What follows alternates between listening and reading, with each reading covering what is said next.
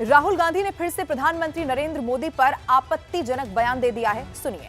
उनसे आप सामने उनको कहो कि आपका प्रधानमंत्री गद्दार है, आपका होम मिनिस्टर गद्दार है, आपका संगठन गद्दार है, आपने हिंदुस्तान को बेचने का काम किया है। देखिए, विपक्ष का काम हो सकता है सवाल पूछना, होना भी चाहिए, सवाल पूछे भी जाने चाहिए, लेकिन अगर सिर्फ राजनीति से हटकर पिछले 10 साल के डेटा, फैसले और जमीन पर हुए बदलाव को दिखाया जाए तो तस्वीर क्या है, आइए अब मैं आपको जल्दी से बताती हूँ। 2014 में भारत की अर्थव्यवस्था लगभग $2 ट्रिलियन थी। आज भारत $4 ट्रिलियन के करीब पहुंच चुका है। भारत दुनिया की 10वीं सबसे बड़ी अर्थव्यवस्था से अब 5वीं सबसे बड़ी अर्थव्यवस्था बन गया है। ब्रिटेन को पीछे छोड़ दिया, और ये वही ब्रिटेन है जिसने कभी भारत पर राज किया था। 2013 में भारत को दुनिया की रिपोर्ट्स में फ्रेजाइल 5 कहा गया था। कारण गिरता हुआ रुपया, महंगाई और निवेशकों को कमजोर होता हुआ भरोसा। लेकिन आज IMF और वर्ल्ड बैंक भारत को दुनिया की फास्टेस्ट ग्रोइंग मेजर इकोनॉमी बता रहे हैं। 2014 से पहले सरकारी सब्सिडी और जो योजनाएं थी उसमें भारी लीकेज की बात कही जाती थी, और फिर आया ये jam model, JAM, Jan Dhan आधार और मोबाइल।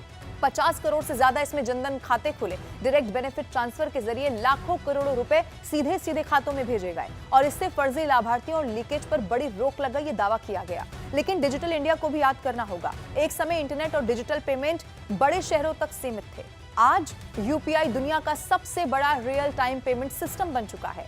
भारत हर महीने अरबों डिजिटल ट्रांजैक्शन कर रहा है। आप ये देखिए, चाय वाला, सब्जी वाला, रिक्शा चालक, सबके पास QR है, सब इसका इस्तेमाल कर रहे हैं। और ये सिर्फ टेक्नोलॉजी नहीं है, आर्थिक व्यवहार का बदलाव है। इंफ्रास्ट्रक्चर पर आइए। 2014 में राष्ट्रीय राजमार्ग निर्माण की गति करीब 11 से 12 किलोमीटर प्रतिदिन थी, और अब ये 30 किलोमीटर प्रतिदिन से ऊपर पहुंच गई है। देश में एक्सप्रेसवे नेटवर्क बहुत तेजी से बढ़ रहा है। पूर्वांचल, द्वारका, दिल्ली मुंबई एक्सप्रेसवे जैसे प्रोजेक्ट सिर्फ कागज पर नहीं है। रेलवे में दशकों से मॉडर्नाइजेशन की बातें होती रहती थी, लेकिन अब वंदे भारत ट्रेनें रफ्तार से दौड़ रही हैं। स्टेशन में रीडेवलपमेंट हो रहा है। 2014 में भारत में लगभग 74 एयरपोर्ट थे। आज ये संख्या दुगनी के आसपास पहुंच चुकी है। उड़ान योजना के जरिए छोटे शहरों को एयर कनेक्टिविटी मिल रही है। विदेश नीति में भी जो बदलाव है वो साफ देखे जा सकते हैं। पहले भारत कई वैश्विक मुद्दों पर कॉशियस प्लेयर माना जाता था। अब Quad, G20, Middle East, Europe corridor, global south, हर जगह भारत की सक्रिय भूमिका नजर आती है। रक्षा क्षेत्र में आ जाइए, भारत लंबे समय तक दुनिया का सबसे बड़ा हथियार आयातक देश बना रहा। अब मेक इन इंडिया के तहत रक्षा उत्पादक और जो रक्षा निर्यात है, दोनों बढ़ रहे हैं। ब्रह्मोस मिसाइल का निर्यात इसका सबसे बड़ा उदाहरण है।